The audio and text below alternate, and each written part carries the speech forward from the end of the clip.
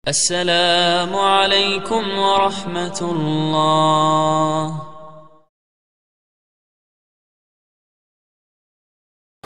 Faqad qala Allah subhanahu wa ta'ala fi kitabil karim wa huwa asdaul qailin. A'udzu billahi minasyaitonir rajim. Bismillahirrahmanirrahim. Ya ayyuhalladzina amanu dkhulu fis silmi kaffatan wa la tattabi'u khutuwatis syaitan innahu lakum aduwwum mubin. Wahai orang-orang yang beriman, masuklah engkau ke dalam Islam secara sempurna dan janganlah engkau ikuti langkah-langkah setan, karena sesungguhnya setan itu musuh yang nyata bagi kalian. Wa qala idzan, Allah kemudian berfirman, bismillahirrahmanirrahim, innallaha wa malaikatahu yusalluna ala nabi ya ayyuhalladzina amanu sallu alaihi wa sallimu taslima. Sesungguhnya Allah dan para malaikatnya, Masya Allah, Allah dan para malaikat bersalawat kepada Rasulullah Muhammad sallallahu alaihi wasallam. Maka wahai orang-orang yang beriman, bersalawatlah kalian kepada Rasulullah dengan sebaik-baik salawat. Sallallahu ala Muhammad sallallahu alaihi wasallam, sallallahu ala Muhammad sallallahu alaihi wasallam. Suatu ketika Rasulullah sallallahu alaihi wasallam selesai sholat subuh seperti ini. Tiba-tiba Rasulullah naik ke atas mimbar dan pidato. Saudara-saudara sekalian, bertahun-tahun sudah kita dakwah menyebarkan Islam. Siang malam, suka duka, kita lewati untuk menyiarkan agama Allah. Mungkin sepanjang perjalanan bersama kalian, ada di antara kalian yang pernah aku sakiti perasaannya. Saya mohon, sebelum akhirnya berakhir kehidupan ini, saya minta di antara kalian ada yang pernah saya sakiti, ajungkan tanganmu. Saya minta kalian membalas. Lebih baik hari ini daripada hari pembalasan kelak. Suasana hening. Hampir seluruh sahabat menangis, termasuk Abu Bakar Siddiq. Dalam keheningan itu, salah seorang sahabat bernama Uqasyah, dia angkat tangannya. Ya Rasulullah, saya pernah Anda sakiti. Kata Nabi, kapan? Saat itu perang. Anda naik onta, saya di samping Anda. Anda cambuk ontanya, saya kena. Hari ini saya ingin melakukan pembalasan. Sahabat semua jengkel. Wah, ini Nabi lagi sakit masih mau juga melakukan pembalasan. Maka berdirilah Umar bin Khattab. Uqasyah, kalau kau ingin melakukan kisah pembalasan, saya yang kau cambuk. Jangan kau sakiti Rasulullah. Kata Nabi, Umar, saya paham niat baikmu, tapi dosa nafsi-nafsi tidak boleh ditanggung. Duduk kau Umar. Duduk Umar. Maju Uqasyah, ditahan lagi oleh Abu Bakar. Wahai saudaraku, jika tanganmu ingin betul nyambuk, diriku kau cambuk, jangan baginda Rasulullah Muhammad sallallahu alaihi wasallam. Nabi bersabda, Abu Bakar, saya paham niat baikmu, tapi dosa tidak boleh diwakilkan. Duduk kau. Duduk Abu Bakar. Maju, makin maju Uqasyah dengan cambuknya. Lalu berdiri cucu beliau Hasan Husain. Wahai Uqasyah, jika tanganmu ingin mencambuk keturunan Rasulullah, jika engkau ingin mencambuk darah daging Rasulullah, maka cambuklah kami cucunya. Sama kau mencambuk dan menyakiti Rasulullah. Tolong, jangan kakek kami kau sakiti. Nabi meneteskan air mata dan berkata, cucuku, dosa tidak boleh diwakilkan untuk. Duduk engkau. Duduklah. Hasan Husain semakin mendekat Uqasyah. Dia angkat cambuknya.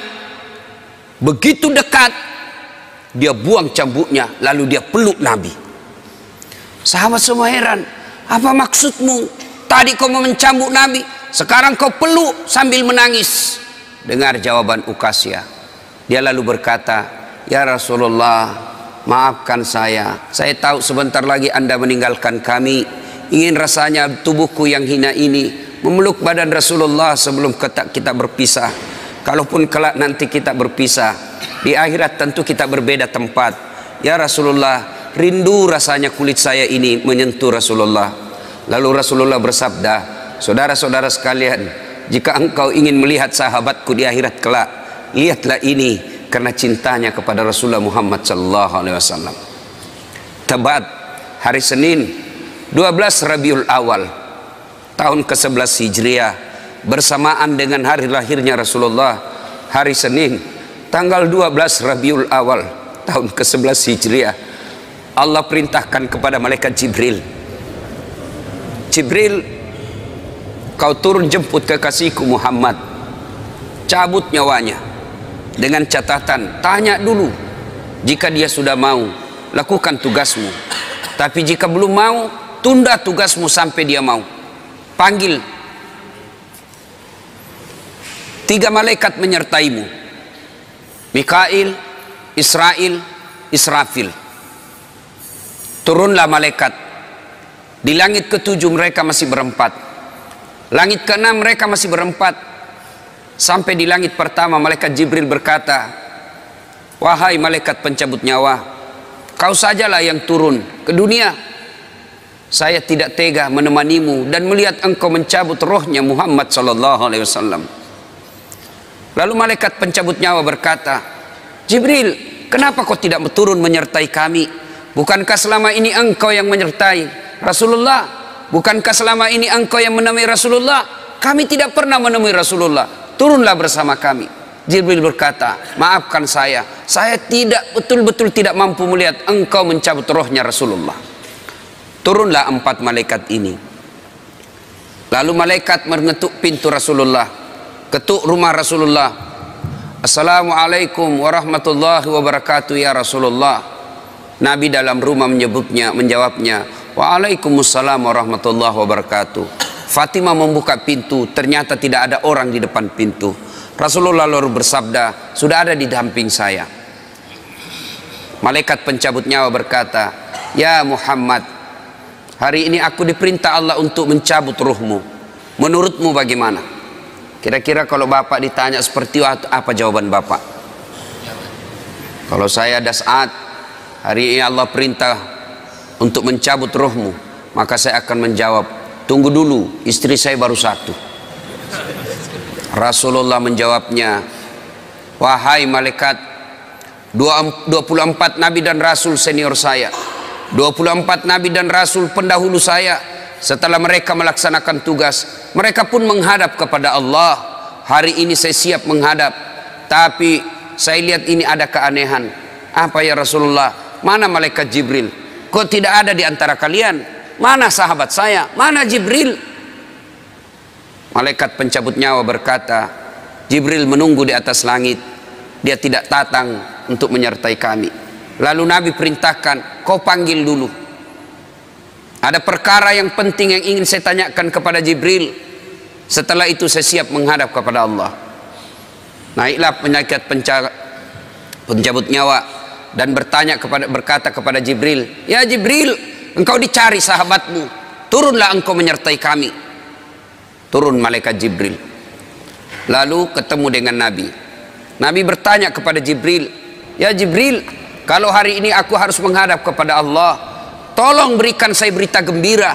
Tolong perdengarkan saya kalimat yang nikmat di telinga saya." Lalu Jibril bersabda, "Ya Muhammad, saya dapat berita gembira dari Allah.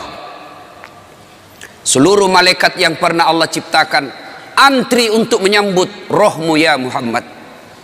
Apalagi ya Jibril, "Ya Muhammad, seluruh nabi 24 haram masuk surga sebelum engkau lebih dulu.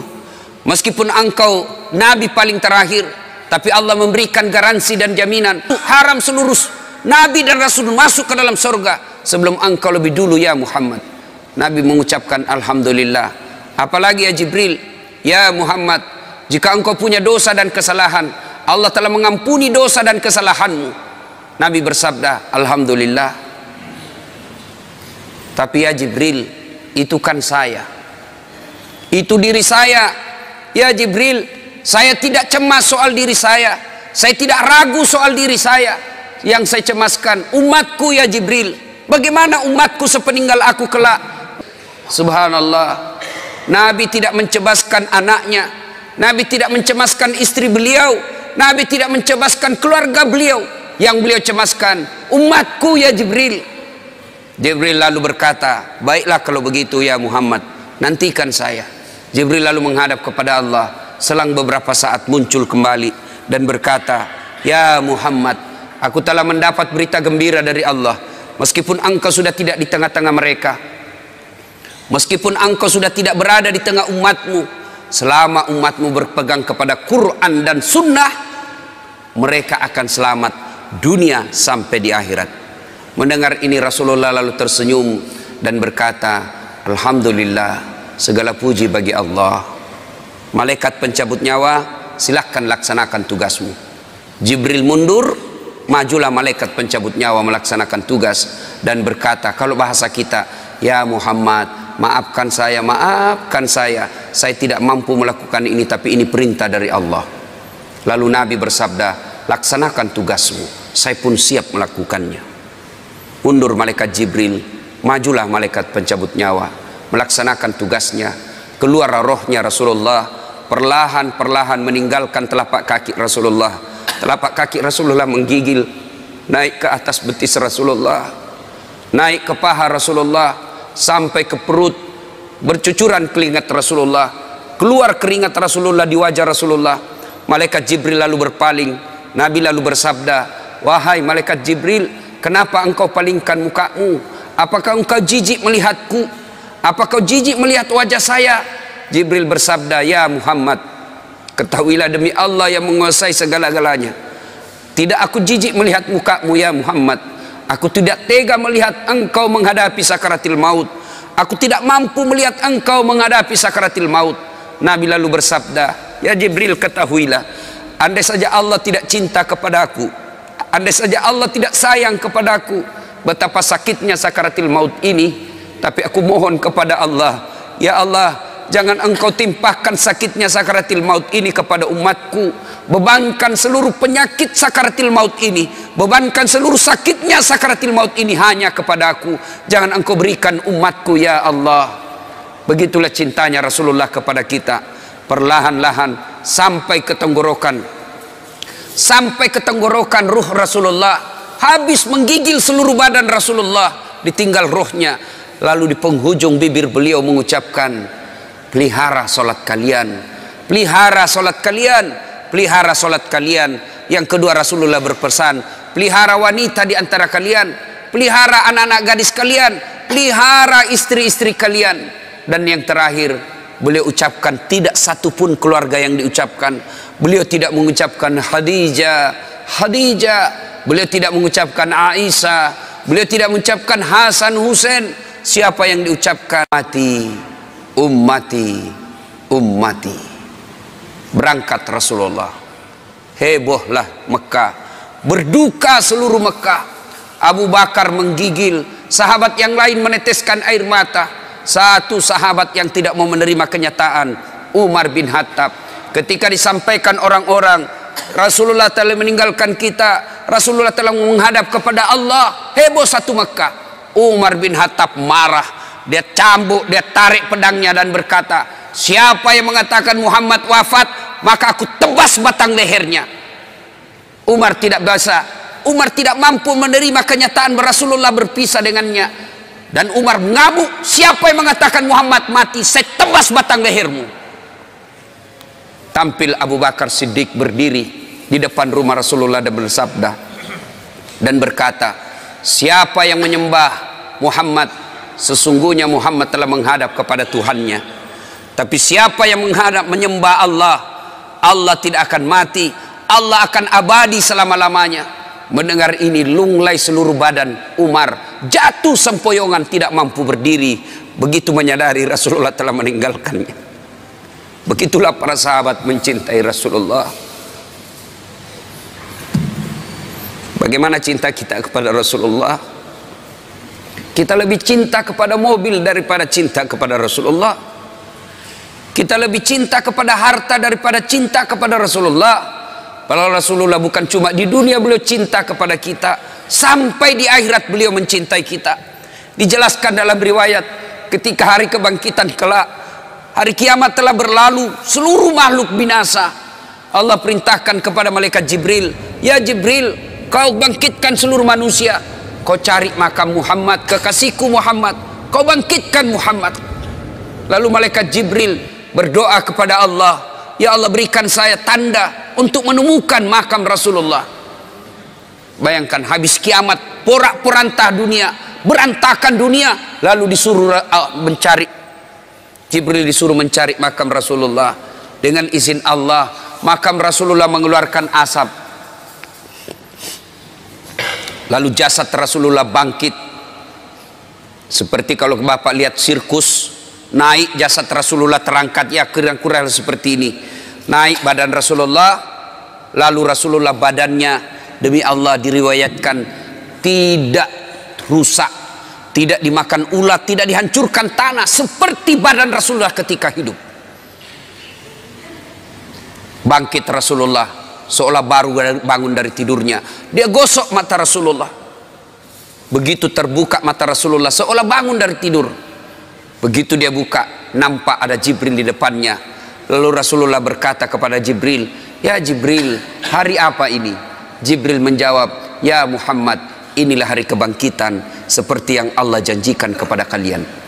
Kira-kira saat itu siapa yang dicari Rasulullah? Apakah beliau mencari bapaknya yang tidak pernah dilihat sama sekali? Apakah beliau mencari ibunya yang hanya 2 tahun 4 hari bersamanya? Apakah beliau mencari cucu kesayangan beliau Hasan Husain? Tidak. Tidak satu pun keluarga beliau yang dia cari. Pada saat itu Rasulullah bersabda, ya Jibril, kalau ini hari kebangkitan, aina ummati? Mana umatku? Mana umatku Jibril? Kita yang dicarinya. Begitu cintanya Rasulullah kepada kita. Rasanya tidak ada satupun pemimpin di dunia ini yang mencintai umatnya seperti cintanya Rasulullah Sallallahu Alaihi Wasallam kepada kita. Mari kita lihat cinta kita kepada Nabi. Salawat aja kita malas. Sallallahu ala Muhammad, sallallahu alaihi wasallam, sallallahu ala Muhammad, sallallahu alaihi wasallam. Ya Nabi, salam alaik. Ya Rasul, salam alaik. Ya Habib, salam alaik. Ibu bapak, saudara-saudara sekalian yang saya hormati, bagaimana wujud kecintaan kita kepada Rasulullah? Apabila kita cinta kepada Rasulullah, pelihara anak-anak kita. Apa hubungannya Ustaz?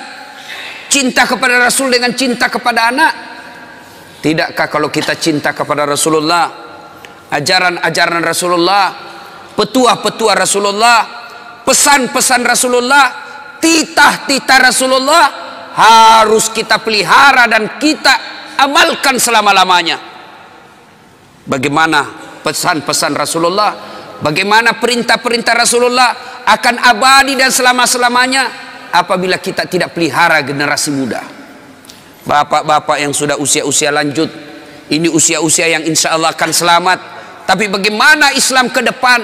Bagaimana Islam 10 tahun yang akan datang, 20 tahun yang akan datang, 30 tahun yang akan datang, berada di anak-anak kita semua.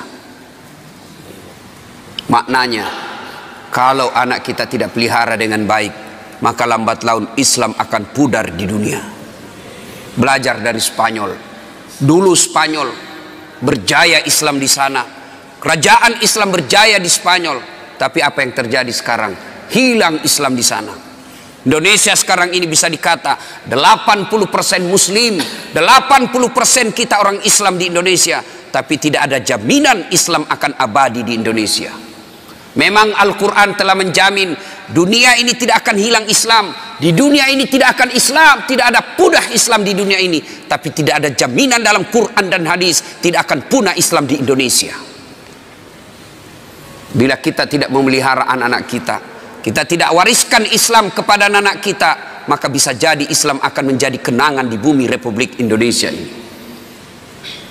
Coba lihat sekarang anak-anak kita, Pak. Siapa yang dijadikan idola? Lee Min Ho. Siapa yang dijadikan idola? Artis-artis yang tidak jelas agamanya. Coba lihat acara Ciri TV kalau ada artis yang menyanyi. Lihat anak-anak usia SMP SMA kita, rasanya mau kesurupan lihat artis. Mungkin kasar kalau saya katakan, kalau dia lihat artis cewek-cewek bilang cium saya, peluk saya, tiduri saya. Yang diidolakan, ya coba, yang datang pengajian ini orang-orang tua kan, usia-usia sakaratil maut. Mana anak-anak kita, Pak? Jangan sampai kita sudah asik pengajian, anak kita tinggalkan di rumah. Sertakan anak-anak kita dalam tablik. Kenapa ketika ulang tahun kita mampu bawa anak kita ke Jakarta, kita mampu bawa ke mall, kita bawa mampu. Tapi ketika taklim seperti ini, kita tidak mampu membawa anak-anak kita. Nah, coba kita lihat nih fakta. Suatu ketika saya senang, Pak, bagi-bagi medsos saya ke anak-anak remaja. Supaya apa? Mereka ada tempat berdiskusi agama. Suatu ketika ada anak-anak curhat ke saya, usia 15 tahun. Ustadz, pacar saya hamil. 15 tahun, kelas 3 SMP. Saya bilang, pertemukan saya bapakmu. Kalau tidak bisa ketemu, kasih saya nomor teleponnya. Saya telepon. Saya sampaikan ke bapak orang tuanya, nikahkan. Jangan lagi ada pikiran kau gugurkan itu kandungannya anaknya, pacarnya. Saya cerita-cerita, lalu saya tanya, sudah berapa perempuan kau kasih begitu? Apa dia jawab? Sudah 5 Ustadz, tapi baru 1 ini yang hamil. Kelas 3 SMP. Saya tanya, bagaimana caranya? Tidak mungkin kau bisa masuk hotel. Kamu kan kelihatan muka anak-anak. Apa jawabannya? Memang tidak di hotel Ustadz. Terus di mana? Di rumahnya itu perempuan Ustadz. Makin bingung saya. Gimana ceritanya kok bisa masuk di rumah perempuan? Apa jawabannya? Saya tahu jam-jam berapa tidak ada orang tuanya di rumahnya. Rutinitas orang tuanya saya sudah hafal. Pada saat itu saya datang ke rumahnya. Auzubillah min dzalik. Hati-hati, Pak. Kita terlalu sibuk. Tidak punya waktu untuk anak. Padahal kita cari nafkah supaya apa? Anak. Heran kan? Orang tua cari nafkah supaya anaknya baik-baik hidupnya. Tapi sayang 1000 sayang. Anaknya hanya diisi perutnya, tidak diisi imannya. Kita terlalu bingung apa yang dimakan anak kita. Padahal demi Allah, ada enggak di Dumai ini mati kelaparan anaknya? Tolong tunjukkan saya, Pak. Ada di Dumai sini yang mati kelaparan anaknya? Ada? Ada, Pak. Bohong Bapak kalau katakan ada. Tapi yang mati gara-gara narkoba bisa jadi ada. Mati gara-gara ngelem, lem pox dia campur lem tikus. Jangan kau campur lem Korea, ndak bisa terbuka mulutmu itu. Ayo. Mati gara-gara balapan, mati gara-gara narkoba, itu banyak, Pak, yang begitu. Maknanya jangan cemas soal perutnya anak, yang kita cemaskan agamanya. Perut apa? Terlalu bingung. Cicak aja dijamin rezekinya oleh Allah. Cicak, Bapak tahu cicak? Tahu cicak? Apa dia makan cicak? Hah? Nyamuk. Masuk akal enggak? Di mana ketemunya? Enggak punya ke terminal. Satu di dinding, satu terbang. Di mana ketemunya? Kalau kita pesawat bisa ketemu, di mana kita ketemu? Di terminal. Ini nyamuk enggak punya terminal. Di mana ketemunya? Tapi Allah yang ngatur rezekinya cicak. Sehingga lagu kita dulu kan, cicak-cicak di dinding, diam-diam merayap. Datang, datang, Pak. Cicak yang datang, nyamuk yang datang. Datang seekor nyamuk. Lagu tidak mengatakan cicak lompat ke nyamuk. Wah, enggak, setengah mati cicak, kasihan. Itu lagu-lagu dulu, Pak, memang bagus. Saudara-saudara sekalian, nih perhatikan anak kita. Nih lagi nih. Saya ini kan banyak yang curhat, Pak. Termasuk tadi malam ada lagi yang curhat anak-anak. Tapi tadi malam anak Jambi, bagus juga curhatnya. Ustadz, saya mau berhenti sekolah. Kenapa? Saya tidak tega lihat ibu saya kerja. saya kena tipu, bapak saya kontraktor, kena tipu Ustaz. Saya sekolah tapi saya tidak yakin bisa dapat kerja yang baik. Nah ini baik, ini curhatnya yang begini. Masih baik curhatnya yang begini. Tapi yang curhat lagi, apa yang curhat? Bilang gini, Ustaz, saya lagi di hotel Pak. Saya biasa kalau pergi ceramah, saya rahasiakan hotel kamar. Kenapa? Untuk istirahat. Ini tiba-tiba resepsionisnya diberitahu nomor kamar saya. Datanglah ini anak muda, usia 21 tahun. Dia ketuk pintu kamar. Assalamualaikum. Waalaikumsalam warahmatullahi wabarakatuh. Anak muda. Kenapa dek? Boleh curhat Ustaz? Oh boleh, tunggu kalau gitu kita ketemu di lobi. Ceritalah saya di lobi. Apa dia cakap? Ustaz, kira-kira diampuni tidak dosa saya? Apa dosamu dek? Saya pukul orang tuaku. Siapa? Bapakku saya pukul Ustaz. Wah, besar dosamu itu. Kenapa bisa? Pemabuk bapak saya Ustaz. Mabuk aja kerjanya siang malam. Dia pukul mama saya. Saya jengkel, saya pukul juga. Dalam hatiku, benar juga ini sedikit.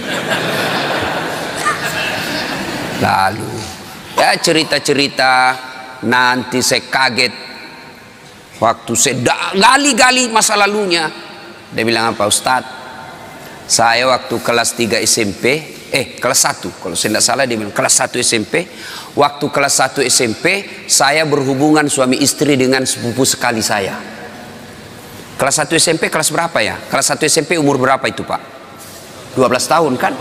12 tahun.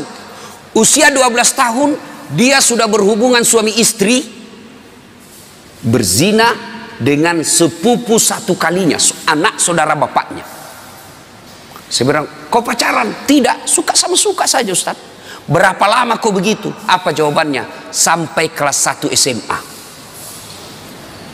Fakta. Ini bukan sinetron. Kalau sinetron kan biasa dibuat-buat. Kisah nyata. Apalagi yang membuat miris hati saya ketika dia bilang apa? Ustaz, selesai itu karena dia menikah, saya begitu lagi dengan pamanku. Saudaranya mamanya, laki-laki. Berarti ini anak biseks. Laki oke, perempuan jadi. Selesai dengan pamannya, dia begitu lagi dengan kakaknya yang pertama kali ditiduri, sepupu sekalinya. Auzubillah min zalim. Ini fakta. Hati-hati Pak. Apa yang rusak anak-anak kita sekarang? Ada yang tahu jawabannya? Kira-kira apa yang rusak anak kita sekarang? Nih, handphone, smartphone. SMP SD dikasih handphone begini, rusak anak bapak. Metode mendidik orang tua sekarang mulai hilang, jauh dari nafas Islam. Orang tua kita dulu tidak ada sekolah, tidak ada gaji bulanan, tidak ada rumah dinas, tidak ada kendaraan dinas, tapi anaknya bisa dia didik menjadi orang-orang hebat.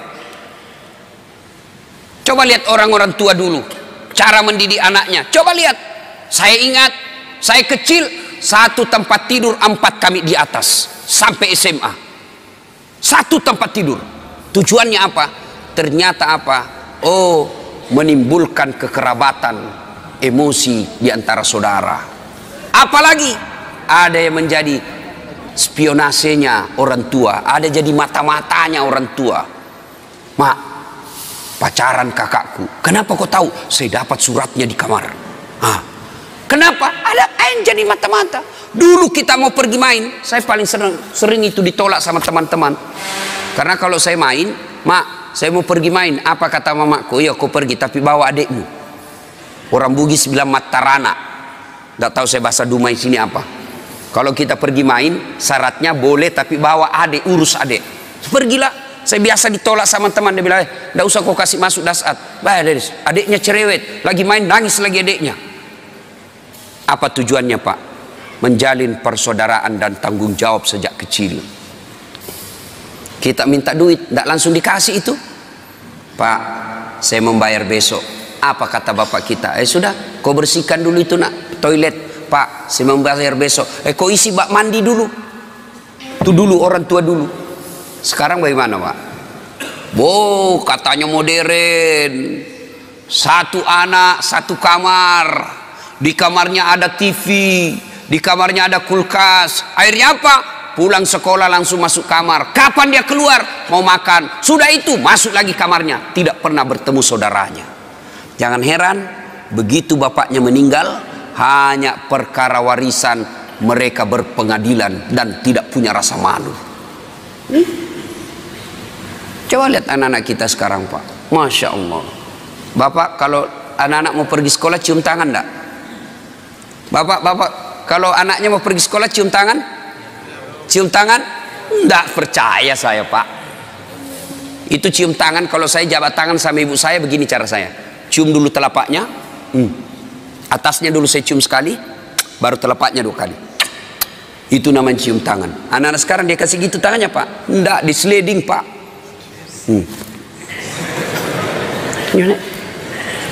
Begini saja caranya. Di kepalanya di sini.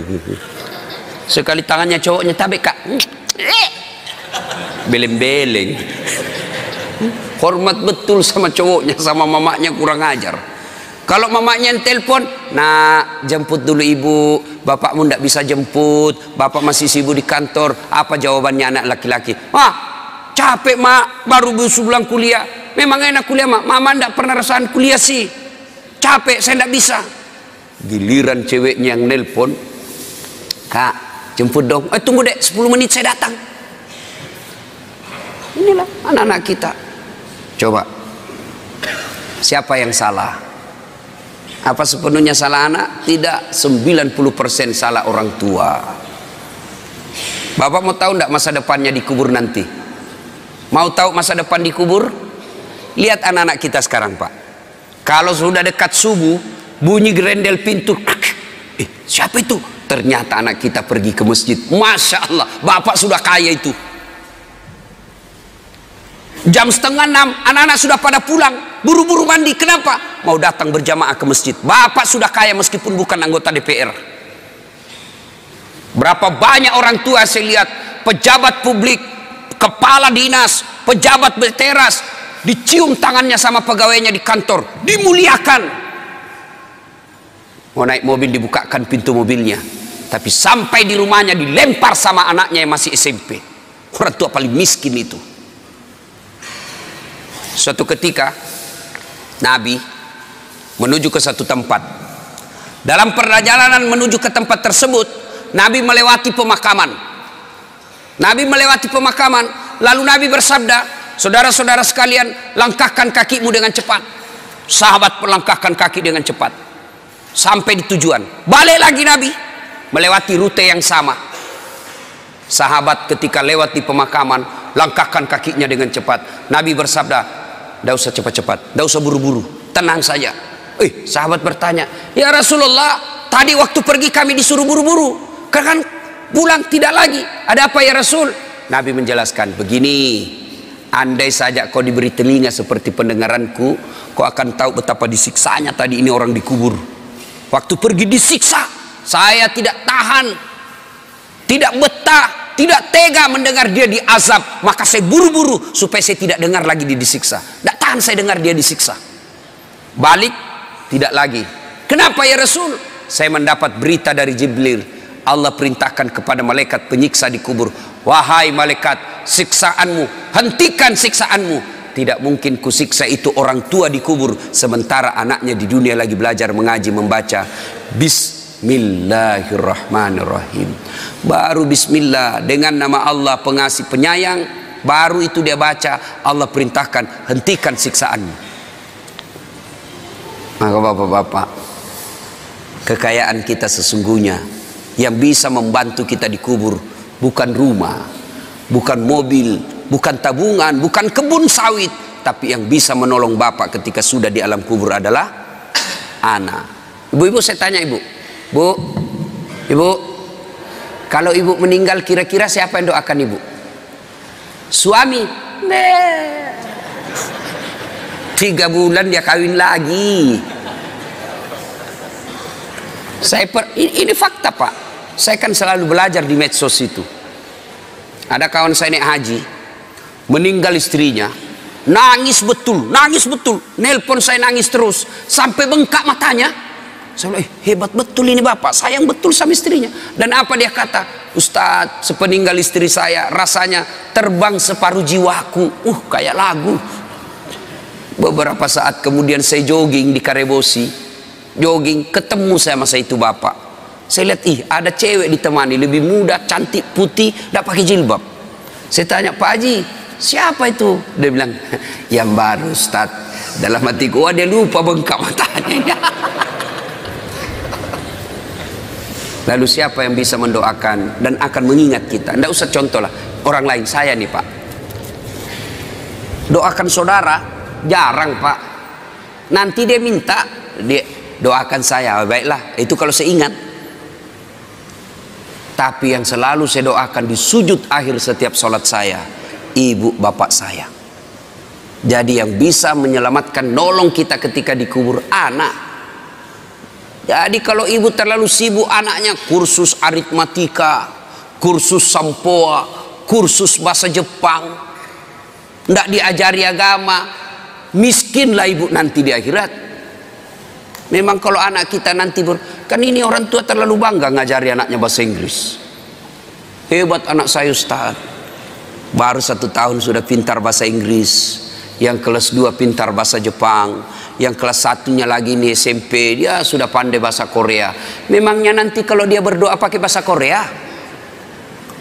Oh my God, please help me my mother. Enggak lah, tetap pakai bahasa Indonesia. Maka ibu bapak saudara-saudara sekalian, nah bagaimana cara didik anak? Bapak boleh baca psikologi pendidikan, silahkan baca riset-riset majalah, silahkan. Tapi sesat dan menyesatkan ketika bapak meninggalkan Quran dalam mendidik anak. Dalam Al-Quran ada seorang manusia yang diabadikan namanya. Nah siapa? Adik-adik nih, siapa yang jawab saya kasih. Yang adik-adik, bukan bapak-bapak, adik-adik. Siapa yang diabadikan namanya dalam Quran karena hebat dalam mendidik anaknya? Dia bukan nabi, bukan rasul, tapi diabadikan namanya menjadi nama surah. Siapa? Siapa namanya? Ayo, saya kasih hadiah. Sini. Berdiri sini. Saya kasih hadiah. Sebelum dijawab pertanyaan itu ada passwordnya. Passwordnya adalah siapa namanya neneknya Ustadz Dasad.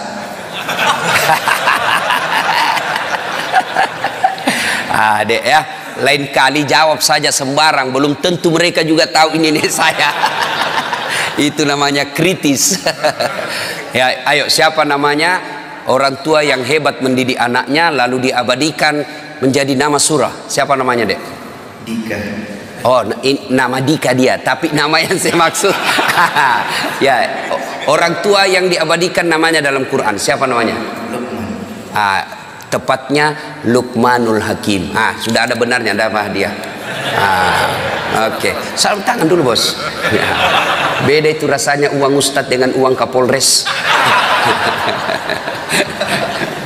Bapak saudara-saudara sekalian, namanya Luqmanul Hakim.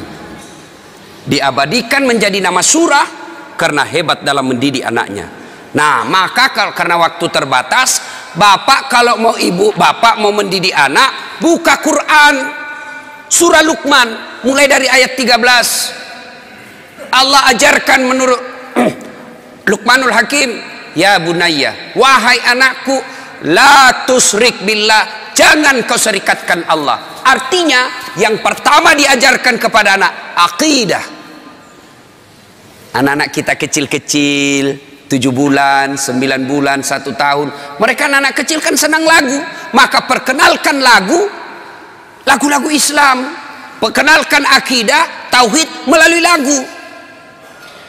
Ada waktu saya kecil kan lagunya begini, topi saya bundar, bundar topi saya. Kalau ibu-ibu dulu kalau dia didik anaknya, lagunya dia perkenalkan sejarah Nabi melalui apa? Lagu. Pada zaman dahulu kala, pada zaman jahiliyah. Saya tanya ibuku lagi nyanyi, kenapa zaman jahiliyah mak? Dia jawab, lahirlah seorang rasul yang terakhir dan mulia. Saya tanya, siapa nama nabi terakhir mak? Dia jawab lagi, Nabi Muhammad namanya. Siapa nama ibunya mak? Siti Aminah ibunya. Bapaknya siapa? Abdullah nama ayahnya. Di mana tinggal? Di Dumai atau Pekanbaru? Madinah tempat tinggalnya. Terus selanjutnya mak, dia lanjut lagi lagunya. Setelah dewasa diangkat menjadi rasul. Siapa yang angkat? Ketua RT atau Pak Desa? Oleh Allah yang kuasa. Allah itu siapa mak? Pencipta alam semesta. Akidah masuk. Itu lagu dulu.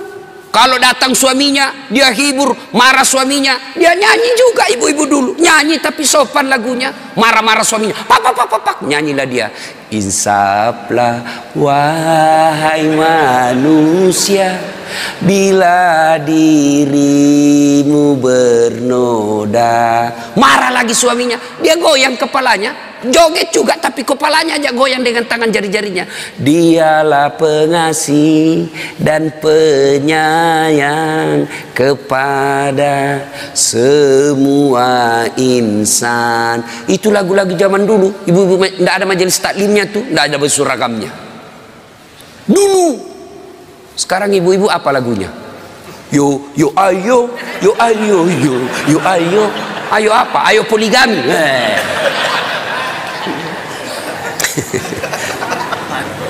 Baca surah Luqman pak. Nah didik melalui surah Luqman.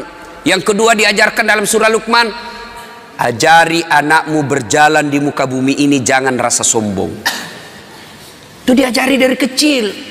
Kita bersaudara bisa jadi satu rahim, satu jalan keluar, tapi rezeki berbeda. Akhirnya anak pun kita berbeda. Bapak kaya, saudaranya bapak yang tua juga kaya, yang bungsu miskin. Mereka bersepupu sekali anak-anak kita, mereka berbeda status ekonomi. Jangan biasakan anak kita sombong di depan sepupunya. Kan banyak ini pak, bapaknya yang kaya, anaknya kurang ajar, pembantunya kasar, sopirnya kurang ajar dia. Oh, itu sampaikan, saya bosnya ini sopir, bukan kamu. Saya ini bosnya ini pembantu, bukan kamu. Jangan kau kurang ajar sama pembantu. Itu ajarin begitu. Bapaknya yang Kapolres, anaknya jadi Kapolda. Semua pegawainya bapaknya dia perintah. Tidak boleh itu. Ajarkan kepada kita sopan santun. Jangan dia muka sombong di muka bumi ini. Nah, dan seterusnya dan seterusnya. Banyak. Baca surah Luqman. Dan yang paling terakhir, jangan lupa doakan. Apa doanya anak soleh? Allah ajarkan sebuah doa kepada Ibrahim alaihissalam yang ada dibadikan dalam Quran. Rabbi habli minas solihin.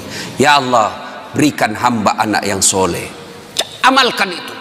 Ibu-ibu lagi suap anaknya atau cucunya, suap sambil doa. Rabbi habli, mama. Rabbi surah, Rabbi habli minas solihin. Lagi dimandi anaknya disampo. Rabbi habli minas solihin. Mau tidur anak kita, usap-usap kepalanya. Rabbi habli minas solihin. Mau pergi sekolah, dekap dia. Rabbi habli minas solihin. Anak kita bertanya, apa itu bunda? Saya doakan nanda supaya anak jadi anak yang soleh. Sampai di sekolah mau bolos anaknya. Enggak deh, saya enggak bolos tadi, bunda saya mendoakan saya jadi anak yang soleh. Coba diamalkan itu. Ada kemanakan saya pak, sudah mau maghrib masih main bola. Saya panggil, Fatur, sudah mina, ayo berjamaah ke masjid. Sedikit lagi om. Oke, dia main futsal. Saya tunggui. Azan maghrib masih main bola. Terpaksa Ustaz Dasat masuk lapangan. Saya bisik telinganya, Rabbi habli minas salihin. Langsung menangis. Heran semua orang lihat. Ih, hebatnya Pak Ustaz. Dia bisik saja kemanakannya menangis. Dia tidak tahu telinganya saya bisik. Tanganku dibawa menjepit.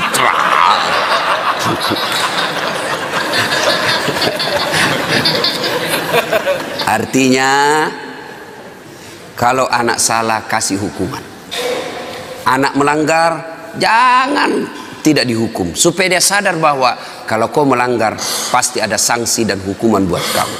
Tapi jangan lupa hidayah dan petunjuk datang dari Allah Subhanahu wa taala.